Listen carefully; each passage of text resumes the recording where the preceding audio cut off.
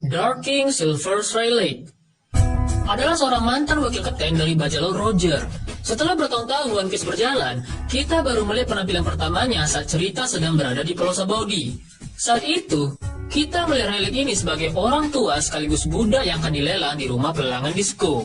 Dia bahkan saat itu sedang minum tua dan terlihat tidak mempedulikan apapun yang terjadi di sekitarnya. Namun, pada akhirnya, kita menyadari bahwa Rayleigh merupakan seorang tokoh penting manakala dia sudah menggunakan haki raja. Dan hal ini merupakan sesuatu yang di luar perkiraan. Tidak ada satupun yang menyangka bahwa dia akan menjadi tokoh yang sangat penting ke depannya. Semua orang awalnya menyangka bahwa dia hanyalah seorang kakek tua yang sangat kuat. Namun ternyata, dia merupakan seorang tangan kanan dari Raja Bajak Laut. Bayangin, tangan kanan Raja Bajak Laut, coy. Nah, setelah hal itu terungkap, seketika Mimin di detik itu juga langsung melihat Rayleigh ini seperti Mimin melihat Zoro. Rayleigh merupakan sosok yang merepresentasikan kegilaan dan kebedasan sama halnya seperti Zoro. Kemudian setelahnya kita melihat Rayleigh bertarung dengan Kizaru. And you know what? Mereka berdua bertarung seimbang. Para fans cupu banyak yang bilang jika Kizaru sebenarnya lebih baik dan lebih kuat daripada Rayleigh pada saat itu. Dan Mimin benar-benar tidak mengerti kenapa orang bisa berpendapat seperti itu. Orang-orang ini benar-benar sudah menistakan seorang Rayleigh, coy. I mean, kita tahu bahwa Rayleigh ini mampu berenang di combat dalam jarak bermil-mil. Dan tidak hanya itu, dia juga mampu membunuh seekor Sea King saat sedang berenang di tengah laut Campbell. Anjir gak tuh, coy.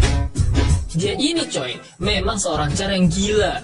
Dan Mimin mau mengingatkan juga kepada teman-teman bahwa semua kemampuan yang Mimin sebutkan tadi dilakukan oleh Rayleigh yang saat ini sudah dalam kondisi tua bangka. Ya, Rayleigh tua yang sudah tidak menggunakan pedangnya lagi selama bertahun-tahun. Dia sangatlah kuat.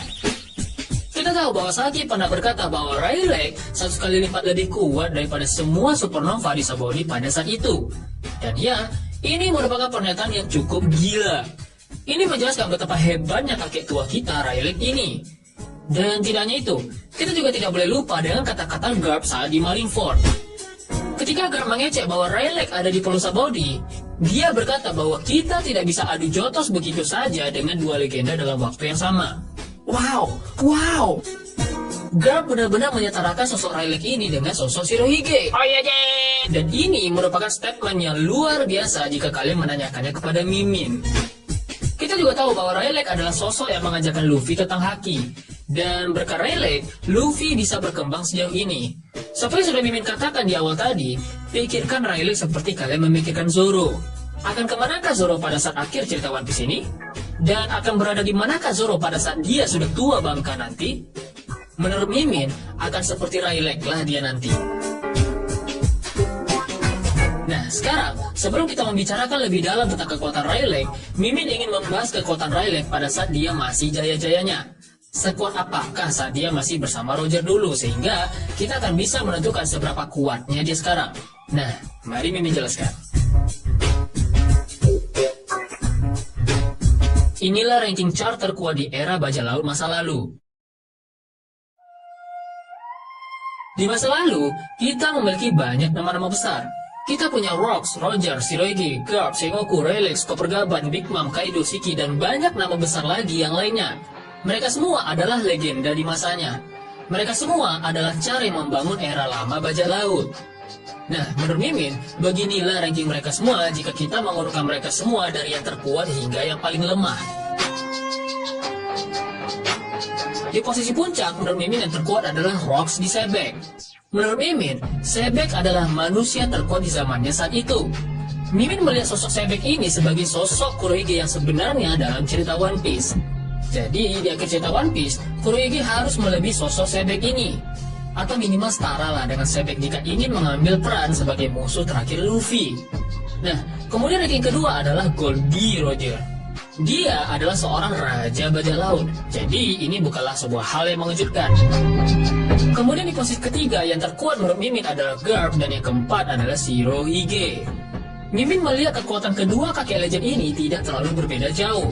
Bahkan mungkin mereka sebenarnya juga setara. Di posisi keempat diisi dengan Rayleigh dan di posisi kelima diisi dengan Copper Gaban. Mereka berdua, Rayleigh dan Copper Gaban ini, kurang lebih berada di level yang sama menurut pandangan Mimin. Namun Rayleigh sedikit lebih kuat. Tak diragukan lagi, mereka berdua berada di level yang setara dengan Yonko pada masanya. Ini dikarenakan kapten mereka Goldie Roger adalah seorang raja bajak laut. Jadi krunya sudah pasti setara dengan level seorang Yonko. Dan di posisi ke-6 dan ke-7 barulah diisi dengan Kaido dan Big Mom. Yes, kalian benar coy. Menurut Mimin, mereka Kaido dan Big Mom ini lebih lemah daripada Rayleigh dan Chopper Gaban. Nah, Mimin akan jelaskan kenapa hal itu bisa terjadi. Iya Min, mesti jelasin lah, jangan teorinya sengaja lo, bacot.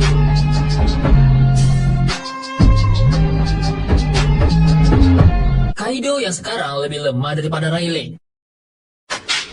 Kita tahu bahwa Roger dan Garp bertarung dengan Rox 40 tahun yang lalu. Perang tersebut adalah perang terbesar yang pernah terjadi di masanya. Di satu sisi, kita punya Rox disebek sebagai manusia yang terkuat. Kemudian ada Shirage yang di masa depan nanti akan dikenal sebagai manusia yang terkuat di dunia juga. Ada pula Kaido, makhluk terkuat di dunia, dan juga Big Mom yang merupakan wanita yang terkuat di dunia. Selain itu, ada juga Shiki yang bertarung dengan Roger setelah kejadian tersebut dan yang lainnya. Sementara di sisi lain, sebagai lawan, kita punya Roger, Garp, dan kru bajak laut Roger. Di masa itu, Roger masih belum memiliki Oden atau Douglas Ballet sebagai kru. Dengan kata lain, kita hanya punya Roger, Garp, Rayleigh, Chopper Gaban versus Rox, Shirage, Kaido, Big Mom, Shiki, dan yang lain. I mean, perbedaan kekuatan ini sangatlah besar. Namun, meskipun demikian, Roger dan yang lain mampu memenangkan pertarungan. Rayleigh dan Chopper Gaban sudah pasti mendapatkan bagian untuk melawan Shirage ataupun Kaido dan Big Mom. Dan sejauh yang kita tahu, mereka, Roger, Rayleigh, dan kru menang dari bajak laut Rox. Tapi jika fakta kemenangan mereka dalam cerita ini belum cukup buat teman-teman untuk membuktikan betapa kuatnya Rayleigh dari Kaido, maka Mimin masih punya bukti yang lainnya. Cukup sederhana, Rayleigh pastinya sedikit lebih kuat daripada Oden. Hal ini karena Rayleigh merupakan wakil kapten. Saat Roger bertarung dengan Oden, kita melihat betapa jauhnya level Roger di atas Oden. Jadi jelas, jika jarak kekuatan Roger dengan Oden sangatlah jauh, artinya Rayleigh pun juga masih jauh lebih kuat daripada Oden karena Rayleigh merupakan seorang wakil kapten yang kekuatannya sedikit di bawah Roger. Nah, itu adalah perbandingan Oden dengan Rayleigh. Walau Oden kalah dari Roger dan Rayleigh, di Wano Oden justru menjadi salah-satunya manusia di Wano yang mampu memberikan luka kepada Kaido. Jika saja saat itu Oden tidak diintervensi oleh anak buah Orochi, maka bisa dipastikan 100% saat itu juga Kaido bakal game over. Nah, jika Oden saja yang jelas-jelas secara nyata mampu membunuh Kaido, maka Mimin yakin 100% Rayleigh pun juga mampu melakukan hal yang sama. Jadi dengan kata lain, tak perlu diragukan lagi bahwa Rayleigh pada masanya sudah kuat setara dengan level Yonko. Dan dia lebih kuat daripada Kaido dan Big Mom. Oke? Tapi itu semua adalah penilaian pada saat Rayleigh masih di masa jaya-jayanya. Bagaimana dengan sekarang? Well, ini adalah poin di mana kalian mungkin akan tidak setuju dengan Mimin. Tapi Mimin akan jelaskan. Kita tahu bahwa seorang Char biasanya akan melemah seiring dengan pertambahan usianya yang semakin tua. Kita sudah melihat hal itu secara jelas pada Shirohige. Dan kita juga tahu bahwa Rayleigh, Kaido, dan Big Mom juga hampir-hampir seumuran dengan Shirohige. Jadi jelas, mereka juga akan melemah seperti yang lain. Jadi, Mimin memandang bahwa mereka bertiga melemah jika dibandingkan dengan masa jaya-jayanya dulu. Tapi tetap, Mimin masih memandang bahwa Rayleigh tua lebih kuat daripada Big Mom tua ataupun Kaido tua. Ya, mungkin kalian akan tidak setuju dengan hal ini, tapi ingat, kalian bisa memanipulasi wajah, tapi kalian tidak bisa menipu umur kalian. Jadi, tidak ada alasan buat Mimin mempercayai bahwa Kaido lebih kuat daripada Rayleigh. Karena mereka, baik Kaido ataupun Big Mom, tidak akan bisa mencapai level itu. Mereka bertiga menua bersama. Memang faktanya Kaido dan Big Mom masih aktif sebagai bajak laut, sementara Rayleigh sudah pensiun sejak lama. Namun, ranking kekuatan mereka bertiga tetaplah sama dan Rayleigh masihlah merupakan yang terkuat daripada mereka bertiga. Fleet. Seperti kita tahu bahwa sampai saat ini, Luffy telah memiliki 5.000 pasukan khusus yang telah bersumpah setia di depan Luffy untuk membelanya hingga mati. Dan ke-5.000 pasukan Luffy ini tentunya bukan kaleng-kaleng. Sebut saja Cavendish. Dia adalah sang jenius pedang sekaligus tampan, tapi nggak lebih tampan dari Mimin, dan memiliki kekuatan Hakuba yang dapat membuatnya bergerak secepat kilat bagaikan angin. Kita menyaksikan semua hal tentang Cavendish ini di Colosseum Dressrosa. Dan ya, kita juga menemukan bahwa tidak ada satupun yang bisa mengalahkannya saat itu kecuali Rebecca. Ya, itu pun karena Rebecca lagi hoki juga sih. Siapa banyak tidur dan Rebecca pemenang. Berikutnya kita melihat Bartolomeo. Char ini coy, merupakan seorang mania. Dia adalah fans berat Luffy. Bermula dari karirnya sebagai seorang preman, ia mulai tumbuh dan berkembang akibat kekagumannya kepada Luffy. Dia mengikuti seluruh perjalanan Luffy mulai dari East Blue, Grand Line, Marineford hingga dunia baru. Tidak hanya ngefans secara halu, Barto juga mencoba mewujudkan impiannya untuk bertemu sang idolanya Monkey D. Luffy. Berbekal kekuatan buah setan Bari-Bari Nominya yang telah ia latih sejak lama, kemudian para kru mania Luffy, dan juga petunjuk dari sang nenek, Barto memulai perjalanannya dengan gagah berani untuk pergi ke laut. Dan ya, dia akhirnya berhasil sampai dunia baru tanpa ada seorang pun navigator. Tidak hanya itu, dia juga kini telah berhasil mewujudkan cita-citanya untuk bertemu Luffy. Dia juga bahkan kini telah menjadi pasukan Grand Fleet di posisi komandan divisi kedua dari aliansi Grand Fleet. Guys, Barto memang tidak bisa diremehkan secara kekuatan, pasukan, dan keberuntungan. Dia bagikan Usopp dan Buggy yang juga memiliki keberuntungan. Kemudian pada peringkat ketiga aliansi Grand Fleet adalah Sai. Dia adalah cucu dari Don Chinjau yang dulu pernah terlibat pertarungan dengan Monkey D. Garp dan kalah. Meskipun kalah, kekuatan kepala Don Chinjau amat sangat melegenda. Kepalanya dikenal dapat memecah benua es saat itu. Sungguh kekuatan yang luar biasa, bukan? Nah, bayangin, kekuatan Don Chinjau tersebut kini telah turun kepada Sai di bagian kakinya. Bisa kita anggap bahwa Sai pun kini juga sudah bisa meratakan benua es yang dulu pernah dilakukan oleh Don Chinjau. You know what guys? Melihat latar belakang dan kekuatan Sai ini, jelas dia merupakan orang yang pantas menduduki peringkat yang terkuat ketiga di aliansi Grand Fleet. Kemudian yang keempat adalah Hideo yang berasal dari suku tangan panjang. Dia yang memiliki tampang layaknya Deddy Corbuzier di masa lalu, memimpin beberapa gladiator dan membentuk kelompok sendiri. Jumlah krunya di sini cuma 4, antara lain yaitu Hideo sendiri, Blue Gilly dari suku kaki panjang, lalu Abdullah dan Jet. Mereka kini menumpang di kapal Yonta Maria. Dan seperti sudah kita lihat pada performanya di Dressrosa, Hideo memiliki kekuatan yang bisa menghasilkan bom lewat tinju tangan panjangnya. Berikutnya yang kelima ada pula Hideo yang merupakan pemimpin dari pasukan Tontata. Mereka yang berukuran kecil dan cepat ini jelas akan memberikan kekuatan yang tidak sedikit untuk Luffy. Dalam pertarungan, mereka akan sangat berguna untuk melawan musuh yang culas karena mereka memiliki gerakan, kekuatan, dan ukuran tubuh yang hampir tak terlihat. Yang keenam adalah Hajrudin. Tidak hanya kuat dan bertubuh raksasa, Hajrudin di sini jelas akan menjadi penghubung Luffy dengan Ras Al Buff. Ini tentu luar biasa. Kita tahu bahwa Big Mom saja mati-matian melakukan berbagai usaha untuk membangun link dengan kaum raksasa sampai dengan ingin menikahkan Lola dengan Pangeran Loki. Namun sayangnya, sampai kapanpun pasukan raksasa tak akan pernah menjadi aliansi Big Mom. Nah, bayangin betapa sakit hatinya Big Mom jika dia nanti melihat Pangeran Loki justru membangun persahabatan dengan Luffy.